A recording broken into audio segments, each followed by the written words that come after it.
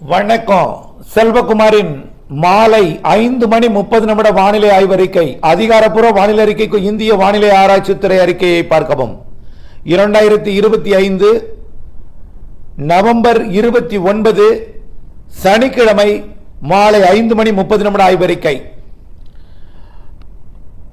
இலங்கையிலிருந்து பாக்ஜலசந்தி அருகே இறங்கிய டிட்வா புயல் இந்த 5:30 மணி நேரப்படி 63 கிலோமீட்டர் தொலைவிலே நிலை கொண்டிருக்கிறது. வேதாரண்யத்தில் இருந்து வேதாரண்யத்திற்கு தெற்கு தென்கிழக்கே 63 கிலோமீட்டர் தொலைவில் நிலை கொண்டிருக்கக்கூடிய இந்த நிகழ்வு இதன் காரணமாக டெல்டா மாவட்டங்களில் ஓய்ந்திருந்த மழை மீண்டும் தொடங்கியது. சற்று காற்றும் வீசிக்கொண்டிருக்கிறது. அச்சப்பட வேண்டாம். கண்டிப்பாக நாம் எதிர்பார்த்ததுதான்.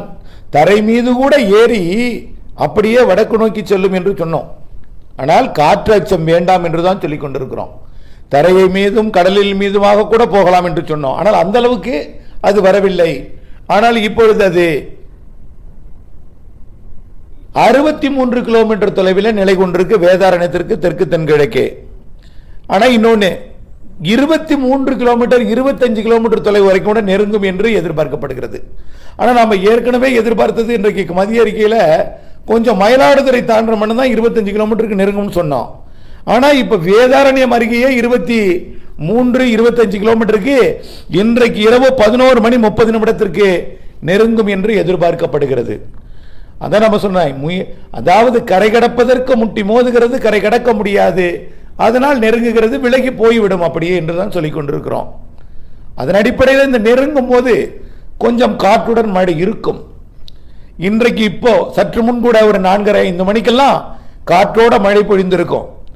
ஆனால் கோடியக்கரை முனையிலையும் வேதாரண்யத்திலையும் கொஞ்சம் தெளிவான ஒரு அதாவது தூறல், மெல்லிய தூறல், ஒரு பெரிய மழை இல்லாமல் இருக்கும். காரணம் அங்கே இருகாற்று இணைவு இல்லை. ஒற்றை காற்று நீராவி காற்று மட்டும் சுழன்று கொண்டிருக்கு அதுக்குள்ள.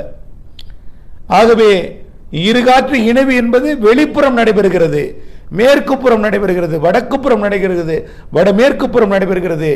டெல்டாவிலே முத்துப்பேட்டையில் கூட இப்ப மாலை நல்ல மழை காற்றுடன் பொழிந்தது. இன்றைக்கு இரவு 11:30 கொஞ்சம் அது இன்னும் கொஞ்சம் நெருங்கி வந்து அதிகாலை வரை கொஞ்சம் நெருக்கமாக இருந்து காலை அது நாகப்பட்டினம் பகுதியை நோக்கி விலகி செல்லும் என்று எதிர்பார்க்கப்படுகிறது. நாகப்பட்டினம் என்றால் கடற்கரை ஓரத்திற்கு மிக நெருக்கமாக வராது. 23 வந்தது மீண்டும் 40 கிலோமீட்டர் தொலைவிற்கு 50 கிலோமீட்டர் தொலைவிற்கு கொஞ்சம் விலகிவிடும் என்று எதிர்பார்க்கப்படுகிறது. இதன் காரணமாக இன்றைக்கு இரவு